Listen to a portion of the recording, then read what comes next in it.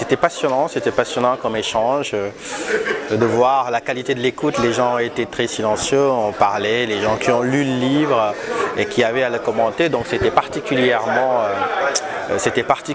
enrichissant d'avoir une discussion comme ça sur tous les sujets. Ça prouve que les Sénégalais peuvent parler de nécessairement tous les sujets sans censure, sans tabou, sans dogmatisme. Et l'expérience qu'on en tire, c'est une expérience de bonheur d'être dans l'échange. Quand on écrit, ce que l'on souhaite, c'est justement d'avoir cette relation-là avec les lecteurs. Et voilà, il faut remercier l'Institut français de nous permettre d'avoir aussi cet échange-là direct avec les lecteurs. Et il n'y a que du bonheur et puis de l'enrichissement intellectuel d'être dans ce partage-là. Oui, je suis content, d'autant plus que moi, maintenant j'ai mes habitudes à CNE+, je connais bien le personnel, je trouve que c'est un média d'une grande qualité. Et contribuer aussi aux échanges comme ça, c'est quelque chose d'essentiel. Donc moi je pense que participer à la série Enjeux et puis à travers aussi la chronique Inventaire des idoles, c'est avoir un ancrage véritablement local, parler de sujets sénégalais, et ça me tient particulièrement à cœur. Et je suis ravi de le faire avec CNE+, parce que je sais que CNE+ est intéressé par ces dialogues-là de manière générale, ces dialogues intellectuels, intenses, la production. Je pense que c'est comme ça qu'on établit une scène intellectuelle à travers le débat. Et là, il faut tirer son chapeau à CNE+ pour ce qu'ils font, et je suis ravi de participer à l'aventure.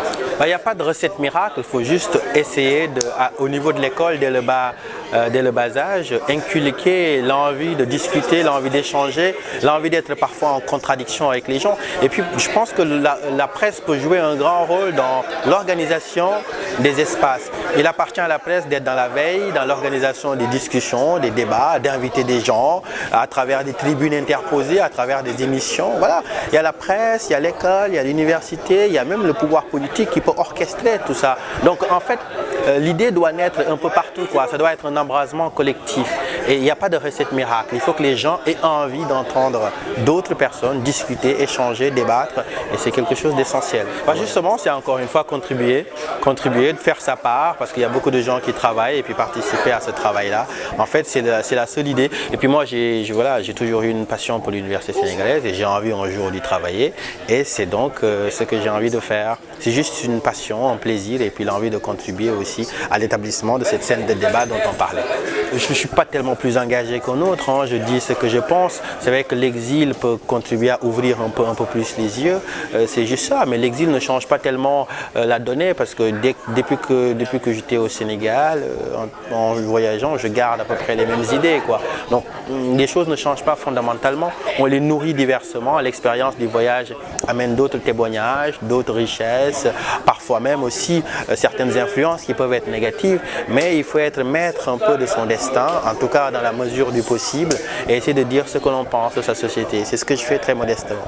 Ça c'est dommage, il faut véritablement créer un lectorat, une audience, un intérêt pour l'art à l'intérieur du pays. C'est très important.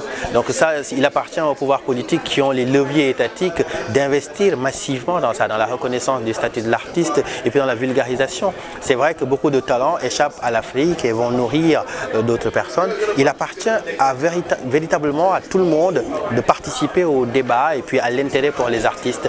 Mais il ne faut pas juste dire que ce sont aux hommes politiques de le faire.